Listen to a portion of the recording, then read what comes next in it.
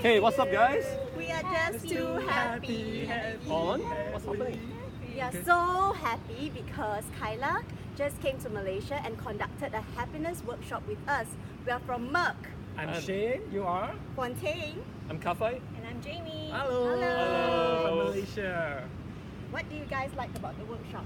Yeah, Jamie, you can start first. Okay, so I learned from Kyla that happiness is a muscle. It has to be trained, it has to be reminded. Yes. Yes. How about Kafai. Well, it doesn't need too much skills for spreading happiness. Just a high five and saying hi to strangers. All it does to do. How about Fontaine? I learned that happiness can really improve the work productivity. Yeah, and Shane. Shane. And finally, I learned that success is not. No. Success leads to happiness. No. Happiness leads to success. Whoa! Yeah. So that was the idea that we learned from this workshop.